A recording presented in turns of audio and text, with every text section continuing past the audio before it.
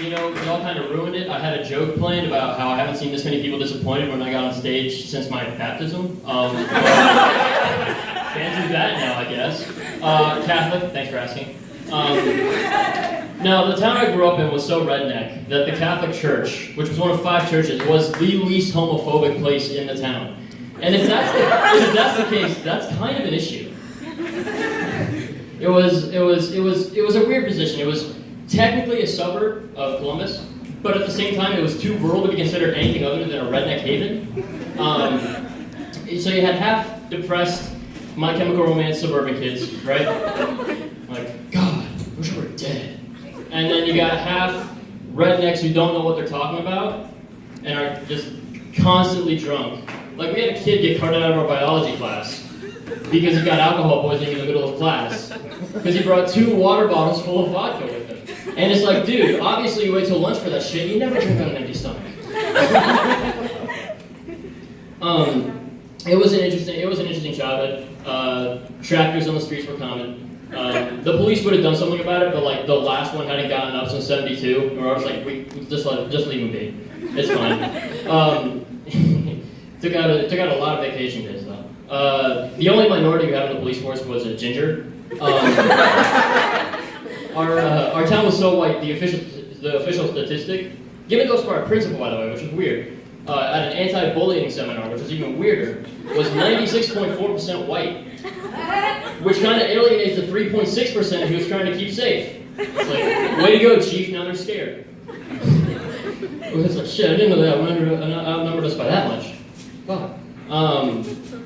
So, what happens when you get a bunch of depressed suburban white kids, a bunch of over-enthusiastic redneck white kids into the same school district? Well, you get a little concoction that I like to call something along the lines of the emo redneck. If you've never seen an emo redneck, they're very easy to recognize. What you'll notice first is the fact that they're wearing the dark flannel. No longer did they steal the tablecloth from a family at a picnic and tear the sleeves off. They stole it from a funeral.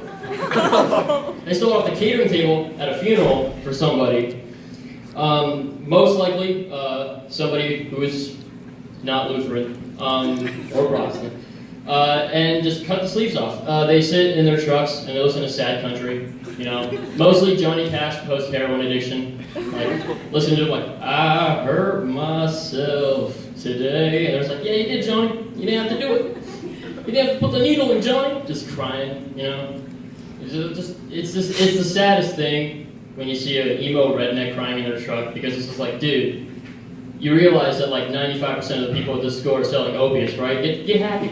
Get happy. No, it was a real issue, as it is for most rural towns, because there's nothing to fucking do.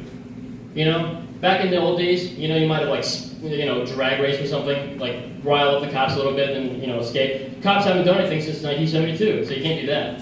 Cow tipping used to be a thing, allegedly, but everybody switched over to wheat in our town, so it's like, what the fuck are you gonna do?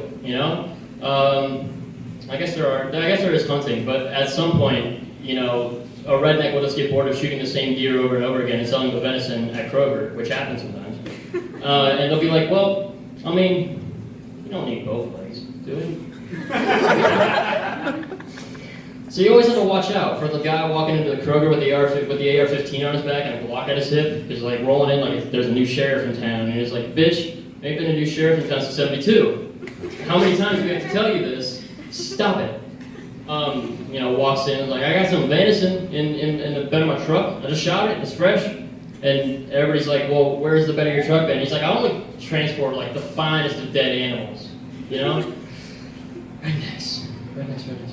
What are you gonna do? We actually had an issue, and this ties back into the fork guy over here. We actually had an issue where we had to ban plastic silverware for a while because so many redneck kids were getting into fights with plastic silverware.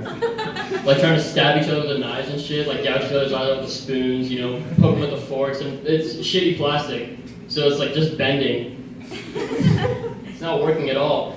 And then of course those same 2 guys who go out and like just chew some tobacco together and make up, it's fine. Rednecks can't stay mad at each other because if they do, they're gonna doom their race. They gotta get together so they can have 15 kids in a single wide, spread that out like a Jehovah's Witness. That's a callback. Somebody else's joke, that wasn't mine. spread that out, spread that racism and that sexism and that just awful smell everywhere until eventually it gets to the point where everyone's a redneck and you're not really sure how to react to that.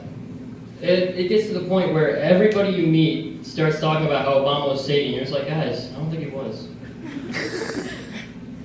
I'm gonna leave you guys with this. As an Irish kid, it was hard growing up there. Patrick Ryan, if you didn't know I was Irish, shame on you. You're kind of stupid, and I hate to be the one to break it to you, but Patrick Ryan.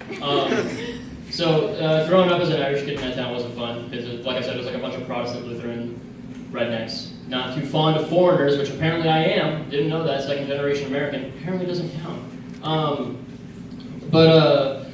Being Irish has its perks, Everybody remembers you as like the happy, fun people, right? With like the little imps and shit.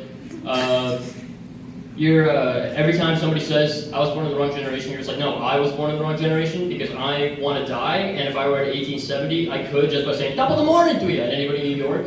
Just, bang!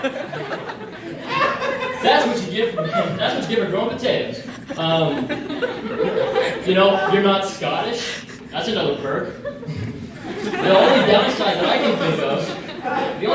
can think of is the fact that I am so worried that one of my ancestors was a town drunkard. Because I read recently that alcoholism is inherited, and it keeps me up at night thinking like, well, I'd love to go to a party, but like, what if one of my ancestors was like the town drunkard, right? And I get one beer, and then 4 months later I'm dropping out of college and just like in a gutter somewhere, It's tough to think about until you realize that your German roommate probably has it a lot worse. All right, that's it for me, everybody. Please welcome me back up to the stage, Jesse.